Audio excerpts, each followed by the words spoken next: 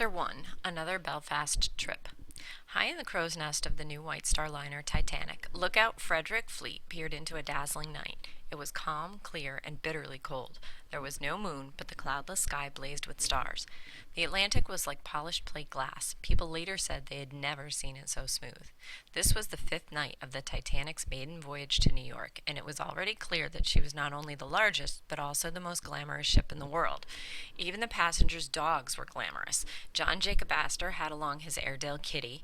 Henry Sleeper Harper of the publishing family had his prized Pekingese Sun Yat Sen.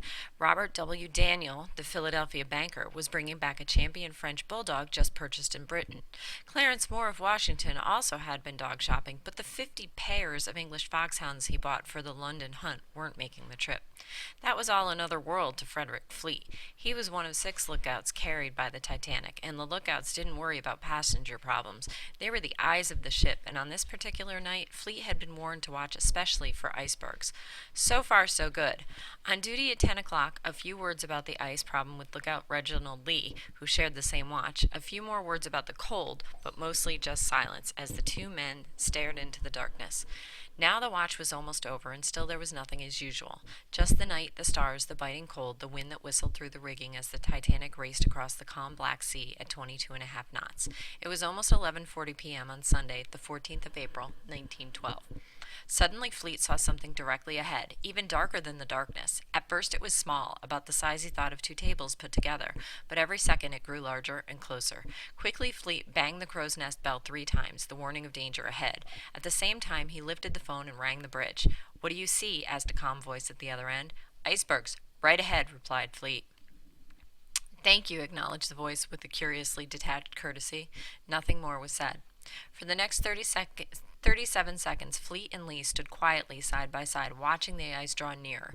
Now they were almost on top of it, and still the ship didn't turn.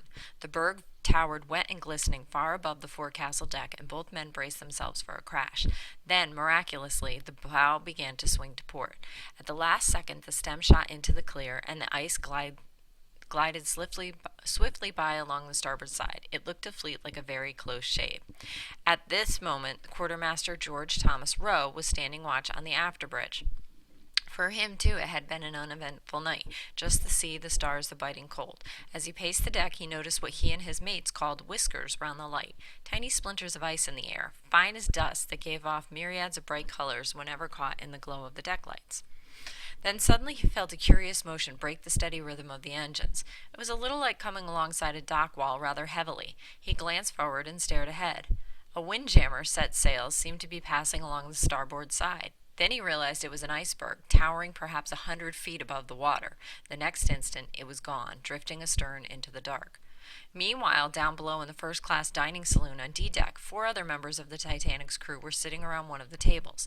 The last diner had long since departed, and now the big white Jacobean room was empty except for this single group. There were dining saloon stewards indulging in the time-honored pastime of all stewards off duty. They were gossiping about their passengers. Then, as they sat there talking, a faint grinding jar seemed to come from somewhere deep inside the ship. It was not much, but enough to break the conversation and rattle the silver that was set for breakfast next morning.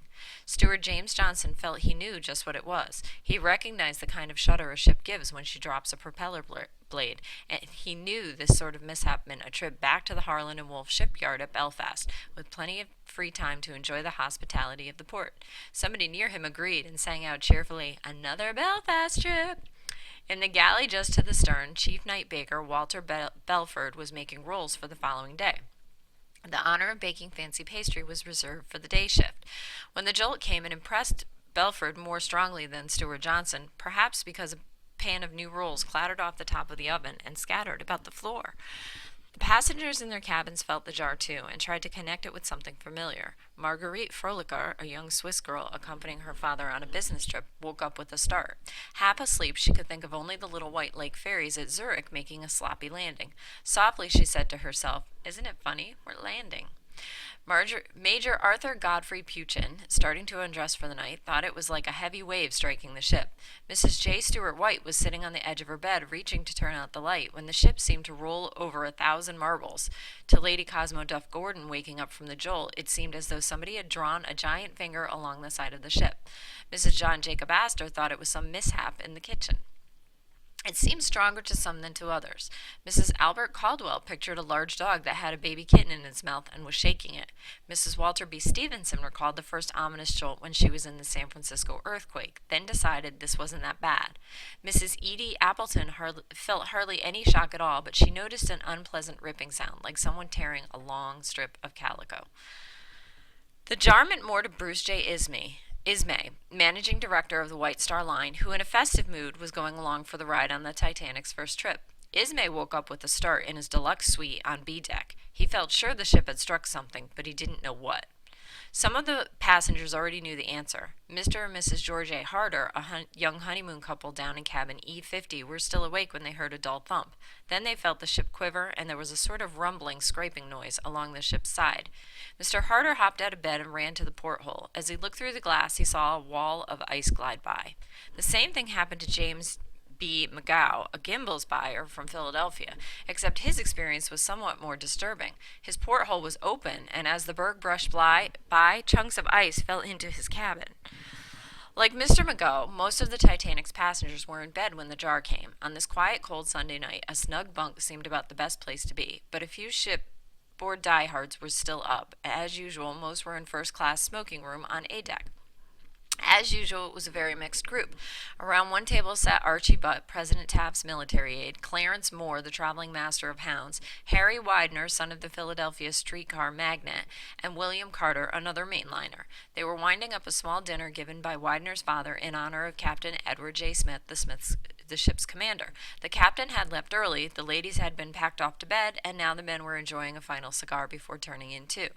The conversation wandered from politics to Clarence Moore's adventure in West Virginia, the time he helped interview the old feuding mountaineer Ans Hatfield. Buried in a nearby leather armchair, Spencer V. Silverthorne, a young buyer for Nugent's department store in St. Louis, browsed through a new bestseller, The Virginian. Not far off, Lucian P. Smith, still another Philadelphian, struggled gamely through the linguistic problems of a bridge game with three Frenchmen. At another table, the ship's young set was enjoying a somewhat noisier game of bridge. Normally, the young set preferred the livelier Café Parisien just below on B deck. At first, tonight was no exception, but it grew so cold that around 11:30 the girls went off to bed and the men strolled up to the smoking room for a nightcap. Most of the group stuck to highballs. Hugh Woolner, son of the English sculptor, took a hot whiskey and water. Lieutenant Håkan Bjornsson Stephenson, a young Swedish military attaché on his way to Washington, chose a hot lemonade. Somebody produced a deck of cards, and as they sat playing and laughing, suddenly there came a grinding jar. Not much of a shock, but enough to give a man a start. Mr. Silverthorne still sits up with a jolt when he tells it. In an instant, the smoking room steward and Mr. Silverthorne were on their feet, through the aft door, past the palm court, and out onto the deck. They were just in time to see the iceberg scraping along the starboard side, a little higher than the boat deck. As it slid by, they watched chunks of ice breaking and tumbling off into the water. In another moment, it faded into the darkness astern. Others in the smoking room were pouring out now. As Hugh Woolner reached the deck, he heard a man call out, "We hit an iceberg! There it is!" Woolner squinted into the night. About 150 yards astern, he made out a mountain of ice standing black against the starlit sky. Then it vanished into the dark. The excitement, too soon disappeared. The Titanic seemed as solid as ever, and it was too bitterly cold to stay outside any longer. Slowly, the group filed back. Woolner picked up his hand, and the bridge game went on. The last man inside thought, as he slammed the deck door, that the engines were stopping. He was right. Up on the bridge, First Officer William M. Murdoch had just pulled the engine room telegraph handle all the way to stop. Murdoch was in charge of the bridge this watch, and it was his problem once Fleet phoned the warning. A tense minute had passed since then. Orders to Quartermaster Hitchens to turn the wheel hard to starboard, a yank on the engine room telegraph for full speed astern, a hard push on the button closing the watertight doors, and finally those 37 seconds of breathless waiting. Now the waiting was over, and it was all so clearly too late. As the grinding noise died away, Captain Smith rushed onto the bridge from his cabin next to the wheelhouse. There were a few quick words. "Mr. Murdoch, what was that?" "An iceberg, sir. I hard a starboarded and reversed the engines, and I was going hard a port around it, but she was too close. I couldn't do any more." "Close the emergency doors." "The doors are already closed." They were closed all right. Down in boiler room number 6, fireman Fred Barrett had been talking to assistant second engineer James Hesketh when the warning bell sounded and the light flashed red above the watertight door leading to the stern. A quick shout of warning, an ear-splitting crash, and the whole starboard side of the ship seemed to give way. The sea cascaded in, swirling about the pipes and valves, and the two men leaped through the door as it slammed down behind them. Barrett found things almost as bad where he was now in boiler room 5. The gas ran into number 5 about 2 feet beyond the closed compartment door, and a fat jet of seawater was spouting through the hole.